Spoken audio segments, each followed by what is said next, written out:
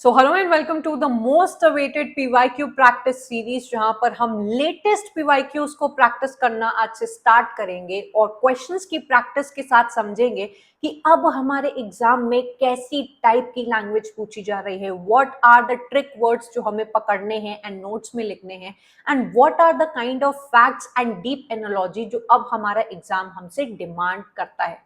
Practising of questions आपको इतना better बनाएगा अपने एग्जाम के लिए that you are going to feel ready. और इसी वजह से मैंने YouTube पर एक प्रॉपर प्लेलिस्ट बना के रखी है आप सभी स्टूडेंट्स के लिए by the name question bank.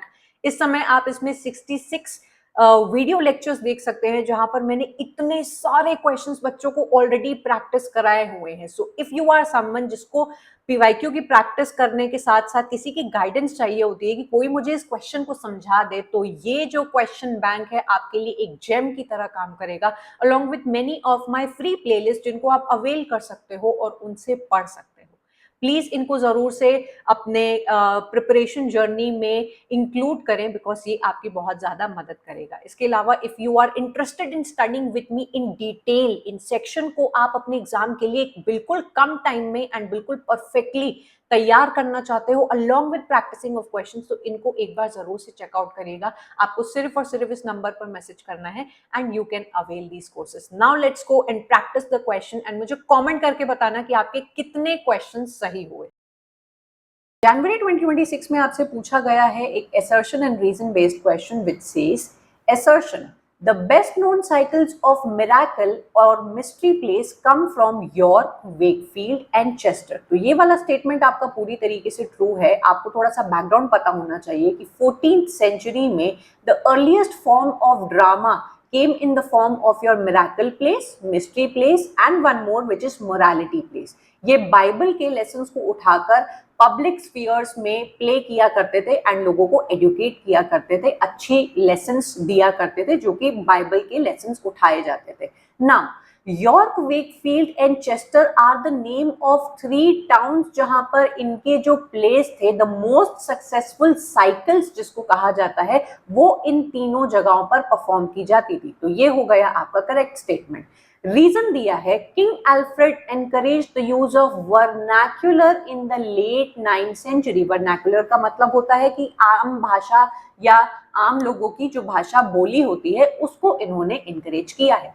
But he made it clear that this was very much the second best, necessitated by the deplorably low standards of Latin learning in his kingdom। अब आपको थोड़ा सा background पता होना चाहिए कि 9th century में ये जो हमारे किंग अल्फ्रेड आते हैं, सबसे पहले तो आपको इनके बारे में ये पता होना चाहिए कि ये वो इंसान है जिन्होंने वाइकिंग इन्वेजन से इंग्लैंड के पीपल को डिफेंड किया, मतलब बचाया था इनको। देन उस टाइम पर जो इंग्लैंड था वो कई सारे स्मॉल स्मॉल किंगडम्स में डिवाइडेड था, उनको ये यूनिफाई करने का काम करते हैं एंड इंग्लैंड की आइडेंटिटी को ये स्ट्रॉन्ग बनाते हैं। नॉट ओनली दिस, ये वहां के लोगों को एडुकेट करने का काम करते हैं। बट द प्रॉब्लम इज वहां के लोग उस टाइम पर बोलते थे old English language and Latin language at that point of time was the language of the scholarly people. Church में जितने भी स्कॉलर्स हैं जो बाइबल लिख रहे हैं या बाइबल पढ़ रहे हैं, सिर्फ उन्हीं चुनिंदा लोगों को लैटिन आती थी। तो ऐसा पॉसिबल नहीं है कि आप किसी के भी किंगडम में जाओ और बोलो कि चलो कल से तुम्हें ये भाषा पढ़नी होगी, लोगों को पता ही नहीं है उस भाषा के बारे में। तो वर्नाकुलर में ये एडुकेट करते हैं लोगों को विच इज ओल्ड इंग्लिश। हालांकि इनको पता था कि ये सेकंड बेस्ट चॉइस है। इस स्टेटमेंट से कोई भी बच्चा ये ना समझे कि ये लैटिन लैंग्वेज को पसंद नहीं करते थे या लैटिन लैंग्वेज से इनकी कोई प्रॉब्लम थी। Old English language was the only option he had, क्योंकि लोगों को वही भाषा आती थी एंड उनको एडुकेशन उनकी ही भाषा में देने से ये स्टार्ट करते हैं।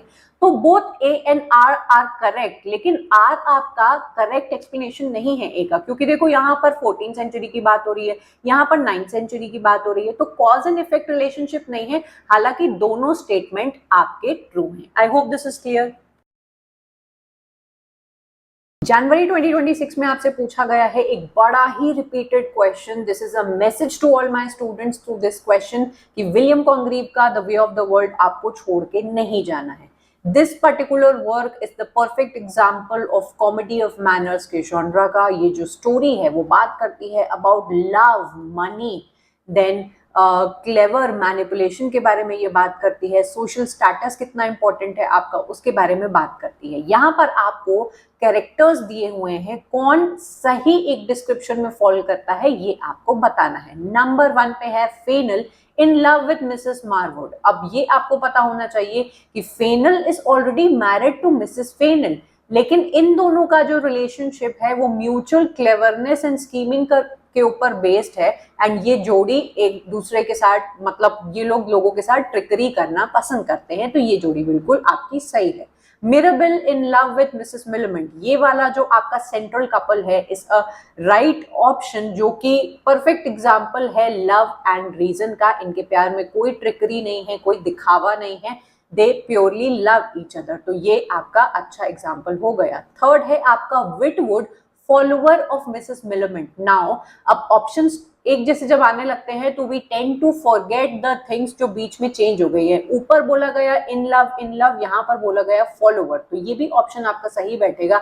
विटवुड is an actual example of a fop. एक ऐसा पर्सन नहीं होता है who is obsessed with fashion and जो अपने आप को इतना ज्यादा इंपॉर्टेंट दिखाने की कोशिश करता है सोसाइटी में, तो Witwoud is a follower of Mrs Millamant. इसके मन में मिलमेंट के लिए कोई सच्चा प्यार नहीं है, ये बस इसको इसलिए पसंद करता है because she is a very famous personality and he wants to be near her to be seen in the society, तो ये भी ऑप्शन बिल्कुल सही है।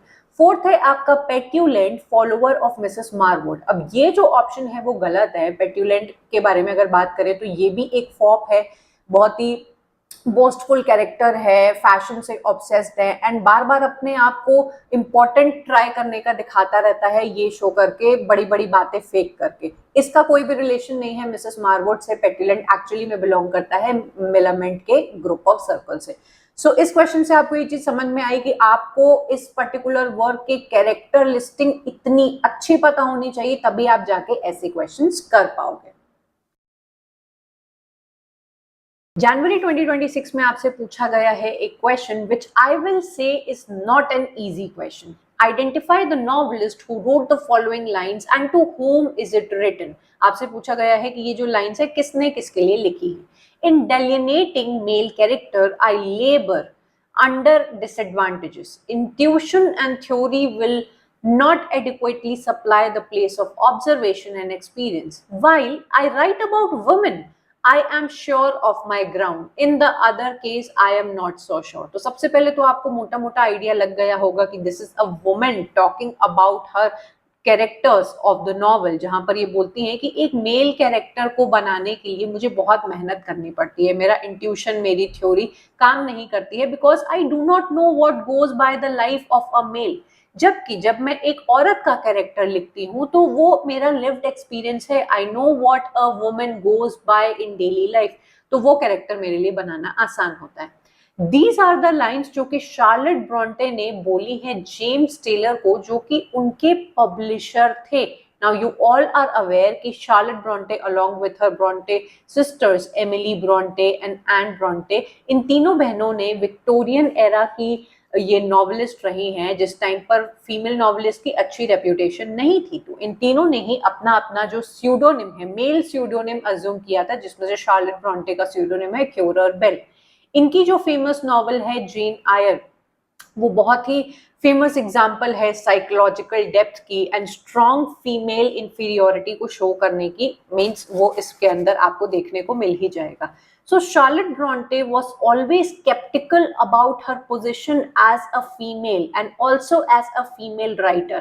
कई सारे लेटर्स वो लिखा करती थी अपने आप को जज करते हुए एंड किस समाज में वो इस वर्क को लिख रही हैं, फीमेल नॉवेलिस्ट की क्या पोजीशन है एंड उनको कितनी अपॉर्चुनिटीज मिली हुई हैं, ये सारे जो बातें हैं वो अपने पब्लिशर को जब वो अपनी मैन्यूस्क्रिप्ट भेजा करती थी तो उनको भेजकर लिखा करती थी एक्स्ट्रा लेटर्स में। This is an actual work जो कि लेट पब्लिश कराया गया था, which is the letters of Charlotte Brontë publish posthumously. ये काफी सारे कंपाइल्ड लेटर्स हैं जो शार्लेट ब्रॉन्टे ने लिखे थे।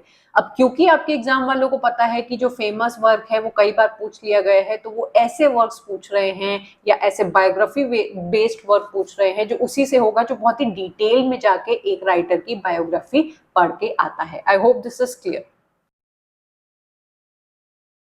जनवरी 2026 में आपसे पूछा गया है चौसर से एक question and this is a purely fact based question, जहां पर आपसे उनके वर्क्स की एंड उनकी बायोग्राफी से रिलेटेड क्वेश्चंस पूछ लिए गए हैं एंड यू हैव टू जज कि कौन सा करेक्ट है।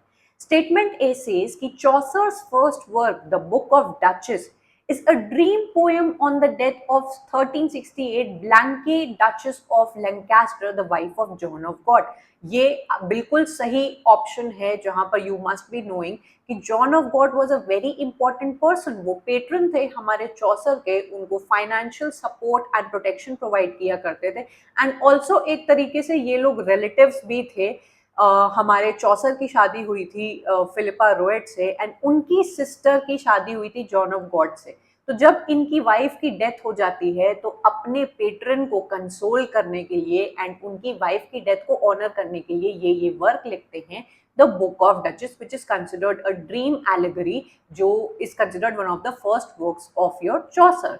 Option number B, in the House of Fame, it is the first time that Dante's epic of a journey to paradise, purgatory, and hell, the Divine Comedy, is echoed in English. Now, every literature student knows कि Italian writer दांते allegory का ये जो famous work है divine comedy, उसमें allegorical journey दिखाई गई है आपके पैराडाइज, परगेटरी एंड हेल की, एंड उसी को उठाया है हमारे चौसर ने। नाउ ये भी इंडिकेट करता है कि आपको चौसर की बायोग्राफी कितनी पता है।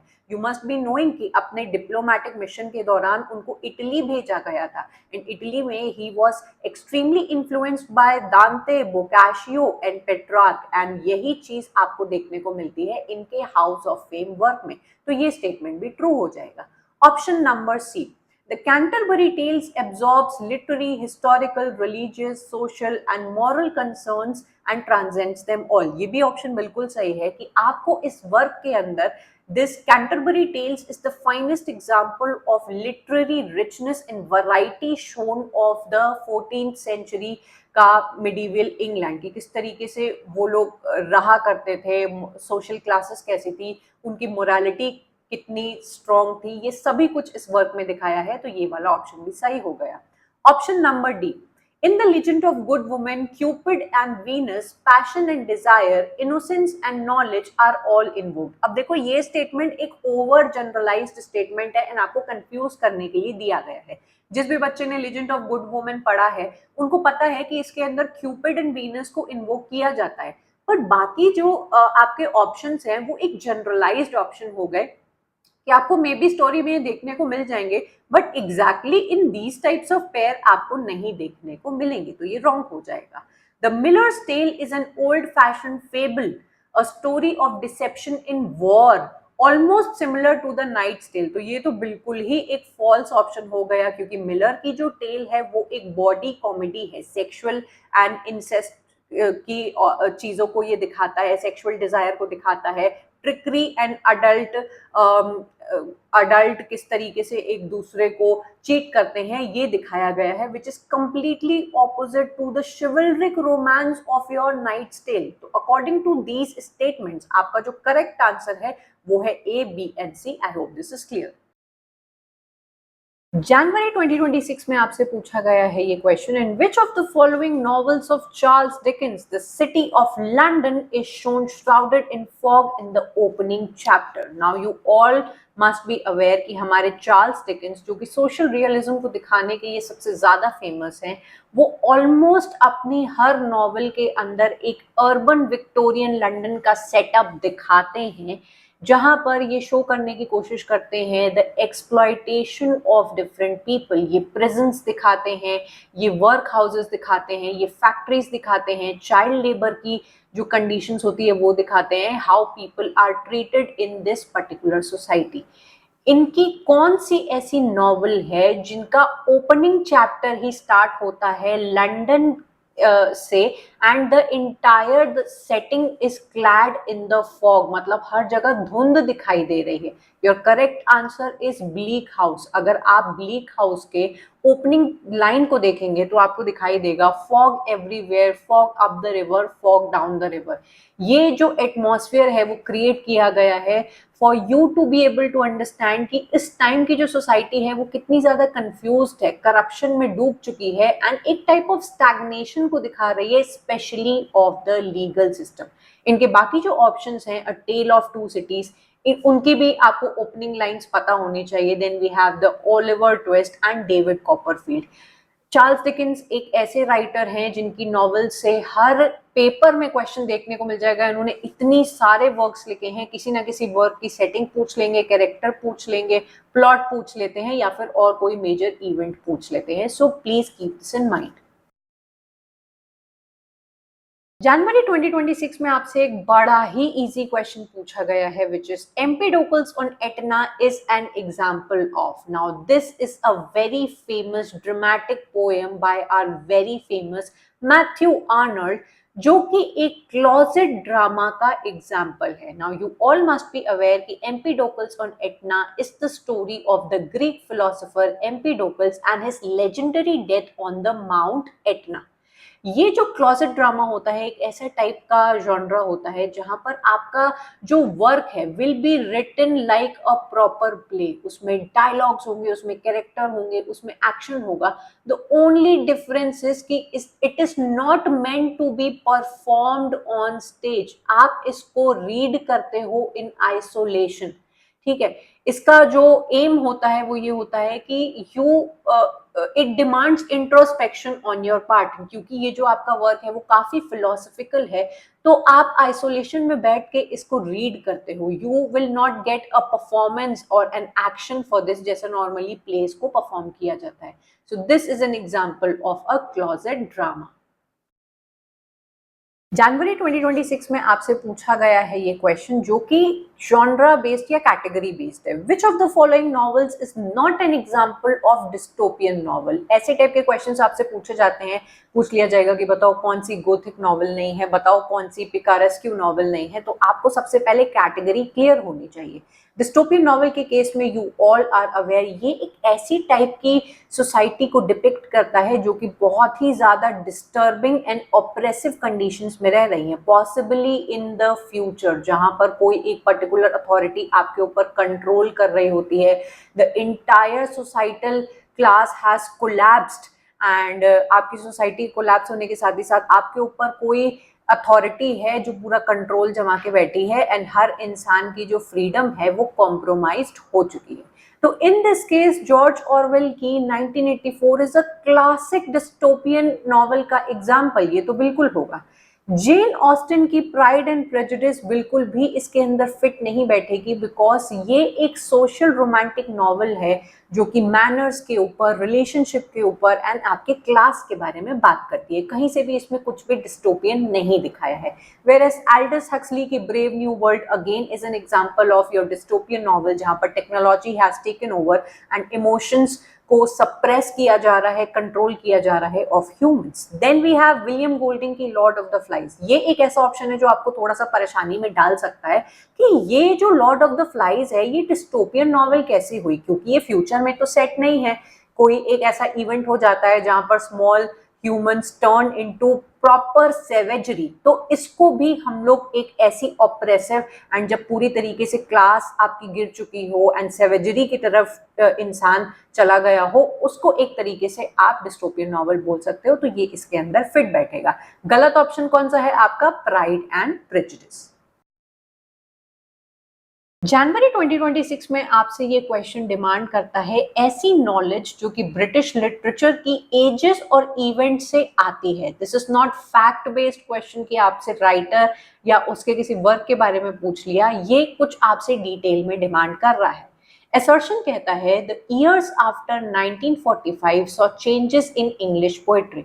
सो 1945 में ऐसा क्या हुआ था? वी ऑल आर अवेयर कि 1939 से 45 के बीच में हुआ था हमारा वर्ल्ड वॉर सेकेंड। ये स्टेटमेंट कहता है कि इस डेट के बाद से इंग्लिश पोएट्री के अंदर कुछ चेंजेस देखने को मिलते हैं। तो ये जो ऑप्शन है पूरी तरीके से ट्रू है, बिकॉज 1945 के बाद, माने कि इस वर्ल्ड वॉर के बाद, द पोएट्री शिफ्टेड ड्रास्टिकली। वो अब हेरोइज्म के ऊपर या फिर एलिटिज्म के ऊपर ज्यादा फोकस ना करके एक डिसल्यूजनमेंट की स्टेट में जा चुकी थी, where even every human or an author or a poet was confused कि उन्हें ग्रैंड आइडियल्स के बारे में बात नहीं करनी है, उनको बहुत जो चीजें सिखाई गई थी उनको वो पूरी तरीके से रिजेक्ट कर रहे थे, चैलेंज कर रहे थे। तो yes, English poetry saw major changes after 1945। Reason इसका दिया है, some poets despite modernism continued romantic traditions, writing deeply personal responses to the world and engaging with eternal in elemental themes। ये भी बिल्कुल सही आपका ऑप्शन रहेगा, जहां पर मॉडर्निज्म के अंदर ही हमें देखने को मिलता है कि देयर वर मेनी राइटर्स जो कि एग्जैक्टली बिल्कुल रोमांटिक थीम पर ना लिखकर रोमांटिक एलिमेंट्स के ऊपर बात करते हैं, इमोशन के ऊपर बात करते हैं, एंड डीप साइकोलॉजी के ऊपर बात करते हैं, इंडिविजुअलिज्म को शो करने की कोशिश करते हैं। जैसे आपके बहुत से राइटर्स हो गए, मॉडर्न राइटर्स, डिलन थॉमस हो गए, आपके टेड ह्यूज हो गए, देन आपके स्टीफन स्पेंडर हो गए, then there is one more name Auden हो गए। तो आप इनको रोमांटिसिज्म की कैटेगरी में तो नहीं डाल सकते हो, लेकिन आपको दिखाई देगा that they revere nature and individualism similar to your romantic tradition. तो ये ऑप्शन भी आपका सही होगा। पर क्या ये इसका सही कॉज एंड इफेक्ट दिखा रहा है? नहीं। तो इसकी वजह से आपका आंसर हो जाएगा both A and R are correct, but R is not the correct explanation of A. I hope this is clear. So that was indeed a beautiful session, जहां पर आपने देखा कि किस टाइप से अब आपका एग्जाम क्वेश्चंस को पूछ रहा है, किस टाइप से लैंग्वेज को चेंज कर रहा है, एंड आपकी कितनी अच्छी तैयारी है। आगे आने वाले लेक्चर्स में हम लोग 2026 एंड 2025 के और क्वेश्चंस को उठाने वाले हैं। हम लोग लेटेस्ट से ओल्डेस्ट की तरफ चलेंगे और किसी भी क्वेश्चन को नहीं छोड़ेंगे जो आपको हेल्प करेगा आपके एग्जाम में बेटर परफॉर्म करने के लिए। अगर आप इसी तरीके से डिटेल में पढ़ना चाहते हो तो एक बार मेरे कोर्सेज को चेकआउट करिएगा। एंड अगर आप year wise and section wise questions को लगाना चाहते हो अपनी प्रिपरेशन को और 10 टाइम्स बेटर बनाने के लिए, तो आप हमारी पीवाईक्यू टेस्ट सीरीज को जरूर से अवेल कर सकते हैं। मेरे यूट्यूब, मेरे टेलीग्राम एंड मेरे व्हाट्सएप से जुड़े रहना है आपको, बिकॉज डेली बेसिस पे यहाँ पर आपको फ्री पीवाईक्यू टेस्ट सीरीज मिलती रहती हैं इन चैनल्स पे। तो please be a part, free है ये आपके लिए, कोई भी आपसे चार्ज नहीं लिया गया है। तो इनपे अगर आप ज्वाइन कर लेते हैं तो डेली बेसिस पर आपको ऑलरेडी प्रैक्टिस करने को मिलता रहता है। मुझे कमेंट करके बताना कि आपके कितने मार्क्स आए आज, एंड नेक्स्ट कौन से सेक्शन पर आप क्वेश्चंस देखना चाहते हो। I am going to take your leave and I am going to meet you up next in get another video. Up till then, bye and take care.